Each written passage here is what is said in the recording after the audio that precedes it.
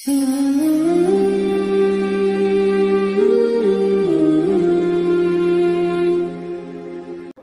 কেউ দোয়ার হক আদায় করে দোয়া করতে পারে, দোয়া কবুলের জায়গাগুলোতে দোয়া করতে পারে, যথাযথভাবে দোয়া করতে পারে, দোয়ার শর্ত পূরণ করে দোয়া করতে পারে, কায়মন বাক্যে দোয়া করতে পারে, চোখের পানি ফেলে দোয়া করতে পারে, দোয়া এত বড় অস্ত্র, দোয়া এত বড় মাধ্যম, দোয়া এত বড় একটা উপায় যে এটা দিয়ে আল্লাহর লিখন, আল্লাহর তাকদীর, এটা আল্লাহর কাছ থেকে পরিবর্তন করিয়ে আনা যায় এই দোয়ার মাধ্যমে।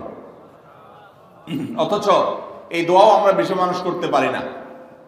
আমরা হুজুরদের দিকে চায় থাকি যে হুজুরদের সাথে আমরা শুধু আমিন আমিন বলবো, নিজেরা আল্লাহর কাছে দোয়া করবো এটা আমরা জানি না।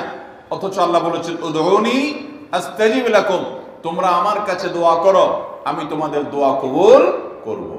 অতএব ভাইরা আমার, আমরা আল্লাহ রাব্বুল আলামিনের কাছে আমাদের ভাগ্যে যেন ভালো কিছু লেখা হয়, সেজন্য আল্লাহর কাছে বেশি বেশি করে দোয়া করব। এবং আমাদের তাকদীরে যদি কোনো ক্ষতিকর কিছু থাকে তো সেটা যেন আমাদের ক্ষতি না করে আল্লাহ রাব্বুল আলামিন যেন আমাদের প্রতি রহম করেন, এই মর্মে আমরা যদি দোয়া করি তো দোয়ার মাধ্যমে আল্লাহ তাআলা তাকদীরও পরিবর্তন করে। অবশ্য তাকদীরের মধ্যে দুইটা প্রকার আছে, একটা তাকদীরে মুবরাম আর একটা তাকদীরে গায়রে মুবরাম। তাকদীরে গায়রে মুবরাম যেটা, সেটা তাকদীর দোয়ার মাধ্যমে ফয়সালা আল্লাহ পরিবর্তন করেন। মুবরাম যেটা পরিবর্তন করেন না, অর্থাৎ যেটা চূড়ান্ত করেছেন আল্লাহ তাআলা আগে থেকে, সেটা পরিবর্তন করেন না। তবে বান্দার হায়াতের ক্ষেত্রে কোন কোন হাদিস থেকে জানা যায় আল্লাহ রাব্বুল আলামিন কোন নেক আমলের ফলে দোয়ার মাধ্যমে আল্লাহ রাব্বুল আলামিন অনেক সময় সেটাতে পরিবর্তন করেন এবং সেটাতে বারাকা দান করেন।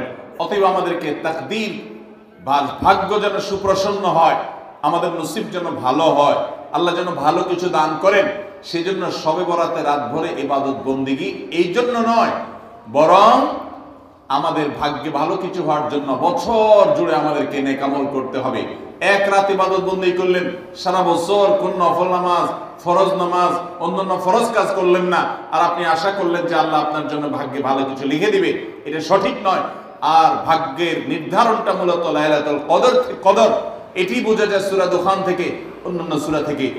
অতএব আমাদের সবাইকে আমাদের ভাগ্যে ভালো কিছু লেখার জন্য বেশি বেশি আমাদের 5 ওয়াক্ত ফরজ নামাজ সহ আল্লাহর সমস্ত ফরজ বিধানগুলো মেনে চলতে হবে, হারাম এবং গুনাহের কাজগুলো থেকে বেঁচে চলতে হবে, এবং সেই সাথে আমাদের সবাইকে বেশি বেশি করে, বিশেষ করে নেককারদের কাতারে শামিল হতে হবে।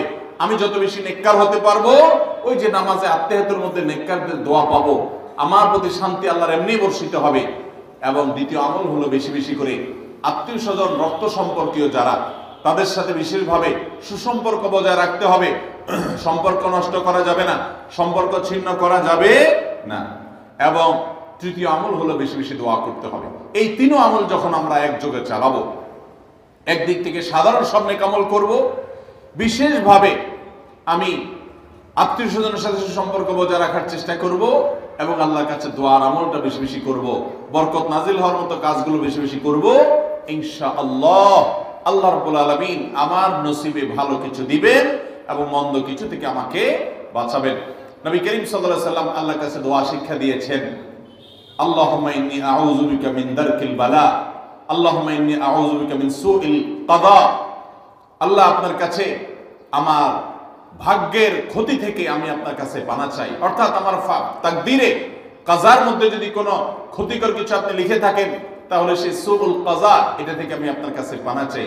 অতএব এই মর্মে আল্লাহর কাছে যত বেশি আমরা দোয়া করব, আল্লাহ রাব্বুল আলামিন আমাদেরকে তত বেশি হিফাজত করবেন।